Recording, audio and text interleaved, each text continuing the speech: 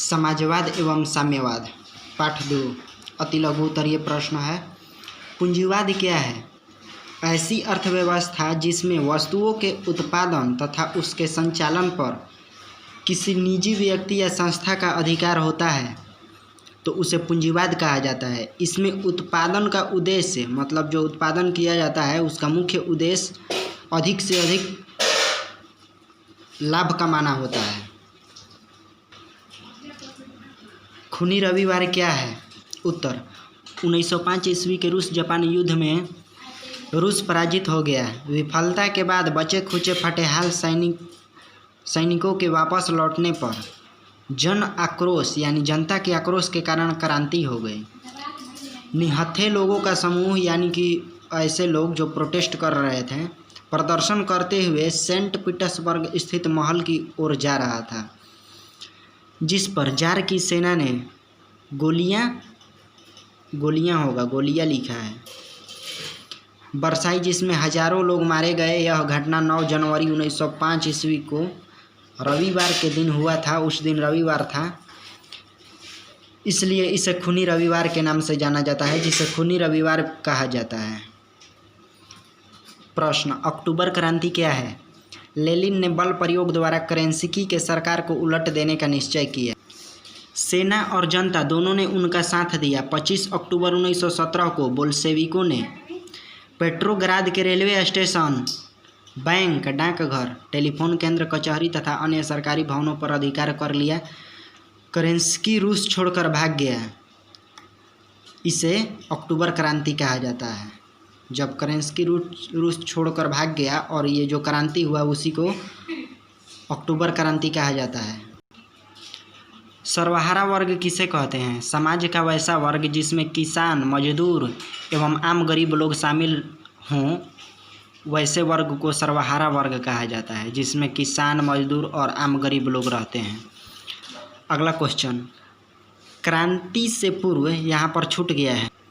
क्रांति से पूर्व रूसी किसानों की स्थिति कैसी थी? रूसी क्रांति से पूर्व किसानों की स्थिति अत्यंत दयनीय थी। उनके खेत का आकार बहुत ही छोटा था, जिस पर वे पुराने ढंग से खेती करते थे। उनके पास पूंजी का अभाव था। वे करों के बोझ से दबे हुए थे। अब लघु उत्तरीय प्रश्न है। रूसी क्रांति के किन्हीं 2 कारणों का वर्णन करें। उत्तर रूसी क्रांति के 2 कारण निम्नलिखित हैं। पहला, कृषकों की दयनीय स्थिति। रूस में अधिक संख्या में किसान रहते थे जिनकी स्थिति अत्यंत दयनीय थी। उनके खेतों का आकार छोटा था, उनके पास पूंजी का अभाव था। नंबर 2, रूसीकरण की नीति। रूस में फिन, पोल, जर्मन, यहूदी जाति के लोग रहते थे।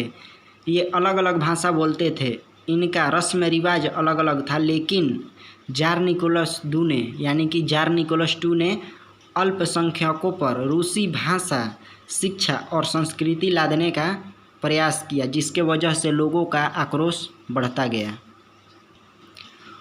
रूसीकरण की नीति क्रांति हेतु कहाँ तक उत्तरदायी थी? रूस में मुख्यतः स्लाव जाति के लोग रहते थे। इसके अलावा फिन, पोल, यहूदी आदि अन्य जाति के लोग भी रहते थे।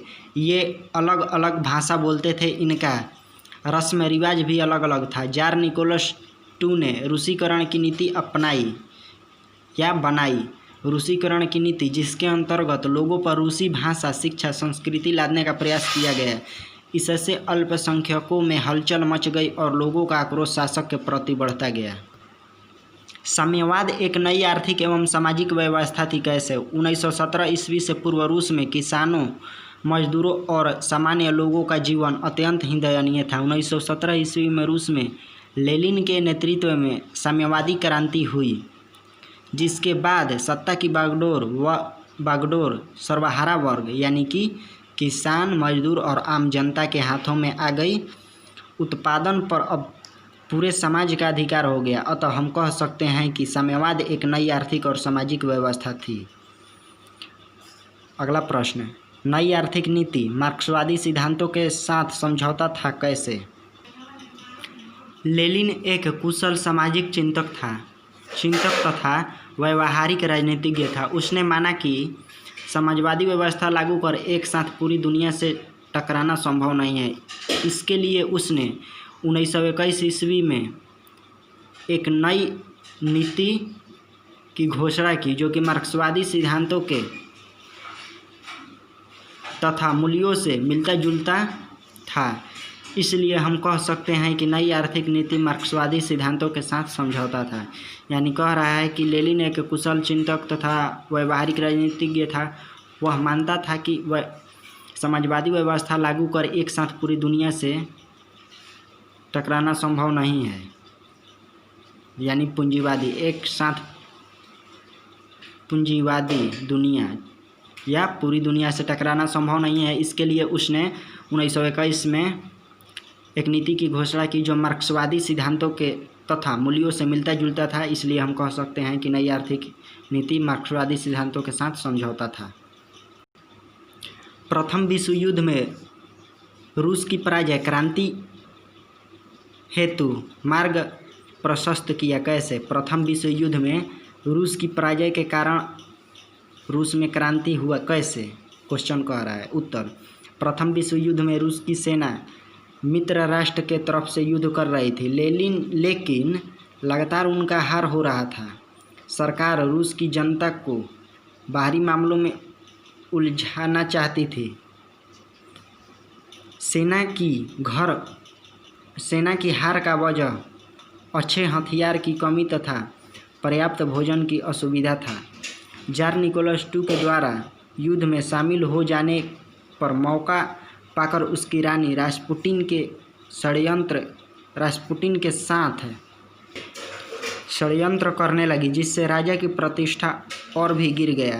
अतः प्रथम विश्व युद्ध में रूस की पराजय क्रांति हेतु मार्ग प्रशस्त किया।